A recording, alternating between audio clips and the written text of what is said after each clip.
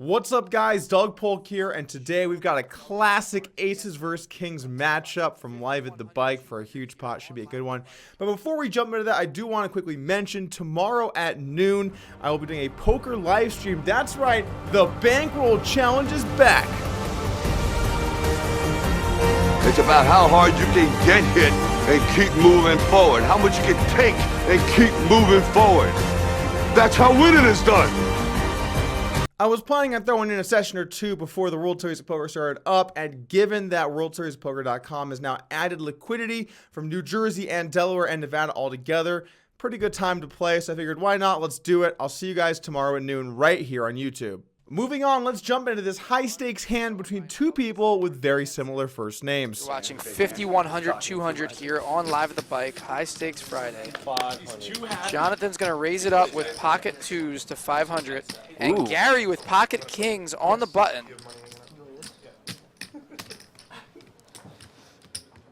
He's going to 3-bet. Yep, 3-bet last hand with the ace-jack suited. Now he's going to 3-bet with pocket kings. And Garrett, we don't know what he has yet, but he is thinking about it.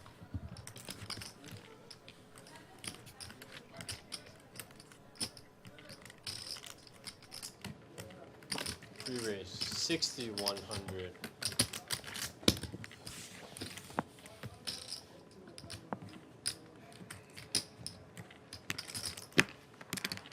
When you have pocket kings in position and Garrett 4-bets you, that is usually a dream spot. But they are playing very deep, about 80,000 effective, so 400 big blinds. Whoa! Garrett's got aces. Wow. Oh, This is epic. what a last hand of the night here. Pocket aces for Garrett, pocket kings for Gary. Button versus big blind situation, and remember, they had a memorable hand last week where Gary bluff shoved 45K on Garrett. And Gary just calls. Yeah, Gary just calls. Our hand begins with the hijack making a standard open with pocket twos, the button making a very standard 3-bet with pocket kings, and the action starting to heat up when Garrett looks down in the big blind at pocket aces. Now, this is a bit of an interesting situation pre-flop. We've talked a bunch lately about deep stack poker. It's probably one of the reasons why it's much more interesting is because there's a lot of options in what you can do. But I think out of position here, facing a 3-bet, you're going to want to play your entire range as a 4-bet or a fold.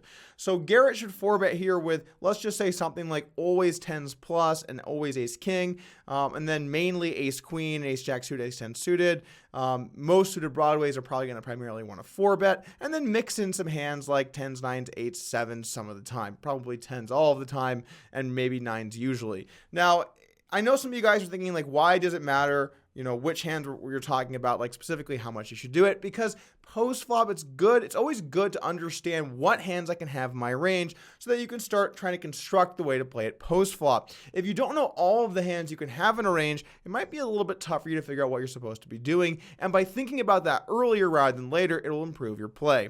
The size Garrett chose here of 6,100 I like a lot. If he was in position, I like a little smaller. Out of position, it makes sense to go a bit bigger. I wouldn't mind seeing really anything in the 5.7 to 6.57-ish type range, but this is a great one, 6,100. Cut down on those implied odds for the in-position player. It's especially important as stacks get deeper because as the amount of money behind increases, the value of position does as well, because you get to make big decisions for lots of money, or really use over bets to kind of leverage your stack against the pot and put the out-of-position player in a tough spot. So I like this size from Garrett. Folds back to Gary on the button. And with kings here, it's a bit of a tough situation. You are starting this hand with something like 300 and let's just say 60 big blinds pre-flop. So it's a little bit too much to want to get in pre-flop with kings, I think. Maybe against certain players with very high re-raise frequency as you could start to take it to town. But I'm not a big fan. I'm just trying to felt people with kings all the time. However, when you do face a 4-bet and you're in position here, I don't think it would be the worst decision to sometimes 5-bet with hands like kings, obviously aces, and then occasionally a couple of bluffs, so that you do put your opponent in a tough situation.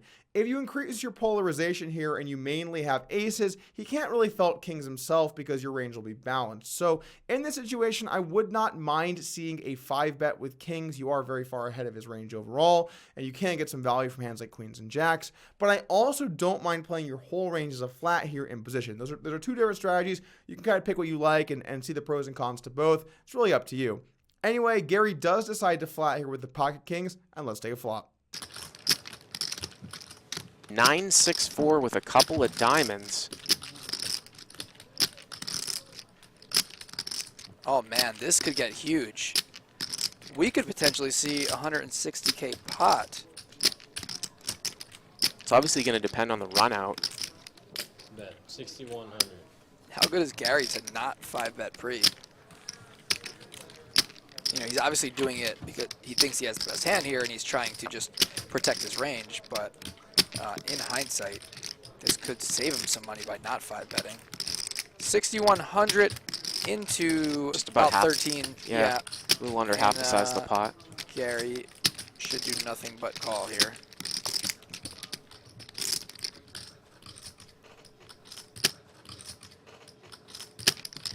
Gary, the only one with a diamond in his hand. He does make the call. The flop comes 9-6-4 with two diamonds, a board that both players are going to be very excited to see. They both have overpairs. There's not too much going on. It's not like a board like 9-8-7 with a flush draw. It's not monotone.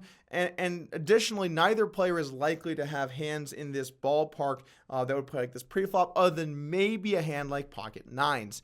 6s and 4s I would anticipate to get out of the way in both players' shoes. Maybe once in a while they could each have one of those hands, but it's extremely unlikely to play low pairs that aggressively pre-flop. Now, in Garrett's shoes here on a board like this, you're going to want to have a lot of bets, and the reason is because you have 10s through aces, so you have all of your overpairs.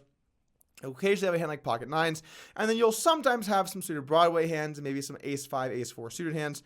And really all of these hands can benefit a lot from betting. They either have good equity against their opponent's range, they are very efficient as bluffs, or they're just ahead of the player who called range. So there's a lot of merit in betting aggressively here in Garrett's shoes. Also remember, as your range pre-flop gets more defined, the more likely you should be to bet the flop. If your range is just, for example, aces, kings, and ace-king, well then you'd want to almost always bet the flop because your range is so strong, just as an example. Anyway, Garrett does decide to bet, goes for about half pot. I really don't mind this decision at all given the stack depth, and now the action is over to Gary. In Gary's shoes, pretty clear spot for a call. I don't think raising makes too much sense. I don't think raising on this flop in general makes too much sense. If you wanted to sometimes work in a few bluffs, maybe an occasional nut flush draw kind of hand, and then once in a while maybe a hand like aces, I'm okay with kind of constructing a range like that. But in general, in these very polarized situations as the player who's defending, you just want to call. Because the thing is, if Garrett is bluffing, you want to keep him in the pot. And if he's value betting, you're going to be able to get value from him anyway, unless Garrett has specifically aces. Yeah. Let's take a turn. A lot is going to depend on this turn card and how blank it is. It's pretty blank. 2 diamonds, 2 hearts. It's blank for what should be probably 3-bet and cold 4-bet ranges here. And Garrett usually just goes for it here on 3 streets on these type of boards in this type of situation. Like, he's not one to pot control. He's just thinking the guy is going to have a smaller overpair than I do. And the thing is that Garrett bluffs so much, barrels so much, that he has to also go for thin value. So he oftentimes will just triple barrel, go for the maximum in these spots. Wow, he's reaching for a lot of chips. 25K in the middle. Bet 18,000. Wow, 18,000 from Garrett. So if Gary makes this call, and I assume that he's going to do nothing but just call, the pot will be 61,000 with about 48 or 49,000 left. Yeah. So it's going to set up a perfect size for a river shove. I mean, it's a large shove, but less than the size of the pot. You know? Right. You always, when you have these situations, you always want to set it up so that you have a round pot or less than pot for your shove on the river.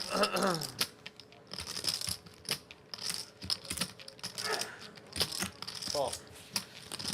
The turn comes to 8 of hearts, and this is sort of an interesting card. There aren't too many hands that now change realistically. Maybe either player could have 9-8 suited. Would be a bit ambitious from either of them, frankly, but certainly possible. And maybe once in a while we could see Gary show up with a hand like 8s. Again, not very likely, particularly with an 8 in the turn. So this is essentially a brick, but what it does do is create a ton of draws now. Anyone that had backdoor hearts turns a flush draw.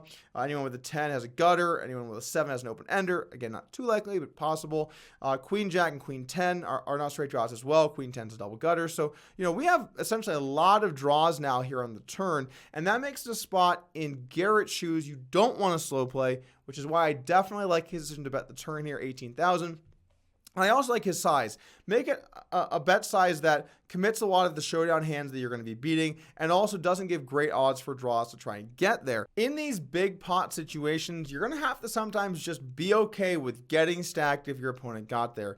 I know it's a tilting part of poker when you wait for a while, you get a big hand, and then he gets there with his 2-pair or hits a set in the turn, but you're going to have to be willing to take risks even in those situations, because if you don't and you play scared, you're not going to win the pot as often as you should. Remember that the most profitable hand you'll have in the long run is pocket aces, but that will include some times where you build a big pot and get sucked out on. However, the majority of the time your opponent either folds or they pay you off with a worse hand, so you just got to go for it in these spots and not be afraid to fire.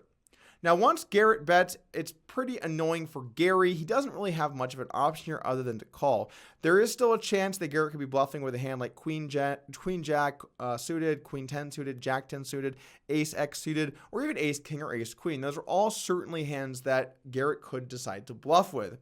I will say I also think that Kings is a better hand to call turn with than a hand like, for example, Queens, because with Queens you block more of the hands that could be bluffing. Ace, Queen, Queen Jack, Queen 10 are a bit more likely to be firing this turn, I think, rather than a hand like Ace King. So in general, you want to try and block hands that could be value betting and not block hands that are bluffing, and that makes me really like a turn call with Kings. It would be a bit better if Gary didn't have the King of Diamonds, but here's the thing. Unless he's got specifically black kings, he's going to block one of the flush draws, so you can't get too choosy in a lot of these situations. Anyway, Gary does decide to make the call. We got a big prop ruin. We got a big prop ruin, guys. Let's take a turn. Wait, we already did take a turn. Let's take a river. Tough day on poker hands today. Let's get the river card out there.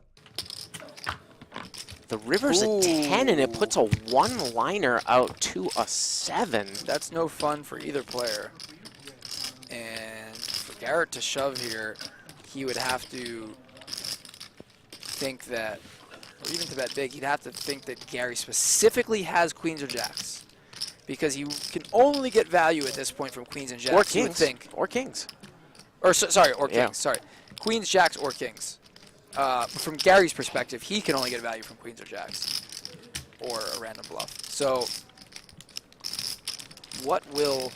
It's a Garrett really do here? interesting spot with these stack sizes, because it almost seems like kind of a polarized river if he shoves, but he does have aces here, and he might get called by kings, queens, or jacks. Right. So the thing is, Garrett has a sick image, and most players would just check here if they have Garrett's hand in this situation.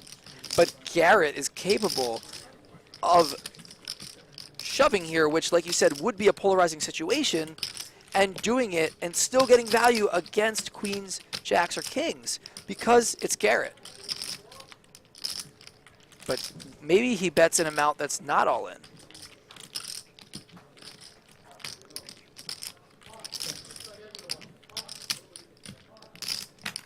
Bet.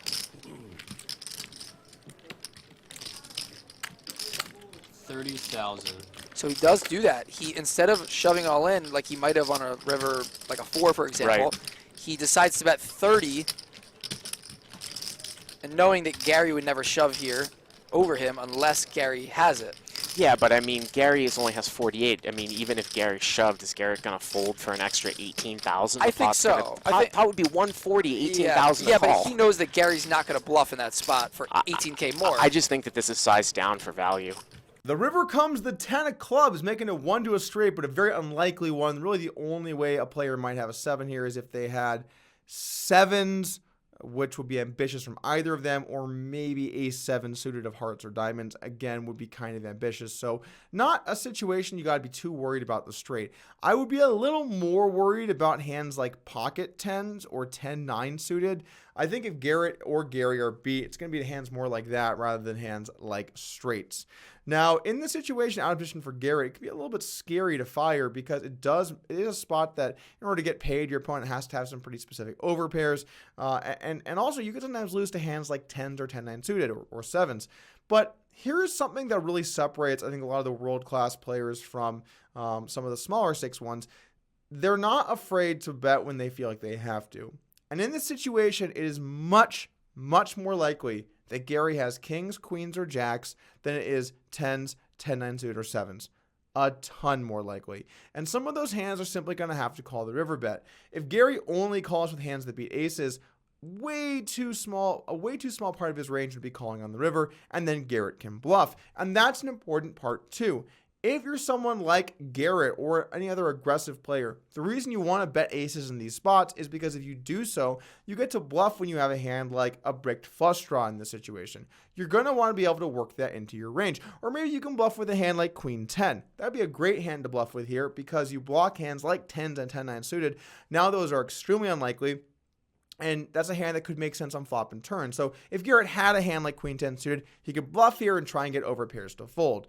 The idea is that you want to make it so that your opponent doesn't know what to do with those strong hands. And sometimes, even on a scary board, you got to pull the trigger. In Gary's shoes, this is not fun times. Now, Garrett can absolutely have aces and possibly kings, so there's a small chance that Gary is chopping. But I think it's very unlikely Garrett has a hand like queens or jacks. Those hands will be betting way too thin here. So there's not too much difference in my eyes between Gary having kings and Gary having jacks. The question is which one is better to call with. I think in this situation, they're all pretty close, and when it is close, you can lean towards calling with your better ones. I'd be okay if Gary in this spot wants to fold his pocket jacks and maybe call some queens and call his kings. I'm okay with that strategy. And also, if he's flatting all of his hands pre-flop, he could have aces, and that's something that you're going to want to consider as well. If Gary can have aces in this spot, well, then I think I definitely like a fold with queens or jacks. You block some potential bluffs. And well, yes, you also block the nuts. There are way more hands like aces that Garrett can be betting for value than there are like queen jack suited. So in this situation, as Gary, I think kings is really close either way. I would prefer to not have a diamond, but this is one of those hands you can go either way with. You have to make a read sometimes. Let's see what he decides to do. Gary with the king of diamonds obviously blocks some of the diamond draws that maybe Garrett would have to run a bluff across all the streets like an ace king of diamonds. He can't have that. Doesn't have a heart in his hand though. So if Garrett was running some sort of bluff where he picked up hearts, getting 3-1, so obviously needs to be good here. Is he good here 1 out of 4 times? I just don't think on this texture, the way this hand played out, I just don't think there's many bluffs that Garrett can have here. I know it's easy to say when we see the cards, but can Gary even name a bluff in this spot? It's not the absolute worst specific kings that he could have here. The worst would be if he had king of diamonds, king of hearts. That's a subtle thing because it blocks the draws. He only has the king of diamonds in his hand. Blocks the backdoor hearts. Now, like, one of the few hands Garrett could triple barrel bluff with here is maybe like ace 3 of diamonds, ace 5 of diamonds, ace deuce of diamonds, ace... Remember, though, this is a cold 4-bet, too, so... Ace 4 of diamonds. I mean, it would just have to be... It has to be one of those hands, right? Crazy. Like, those are likely hands. What other hand would he be bluffing with here? But you just have to remember, though, he's not always going to be in there with a 4-bet with those hands. Like, you give him those hands, he's not going to 4-bet them. He's going to be folding a lot pre-flop. Exactly. So, it's sort of a stretch, but... I mean, king, queen... Wow, what a laydown. What a laydown. That is unbelievable. Great fold by Gary. Whenever you're the guy with kings here, just remember... Eventually, you're going to be the guy with aces. It just might not be the next time. Thanks for joining me today, guys. And remember, tomorrow, 12 o'clock Pacific time, we're streaming. I will probably not stream many times, so if you want to stop by and check it out, tomorrow is going to be the day to do so. I'll see you there.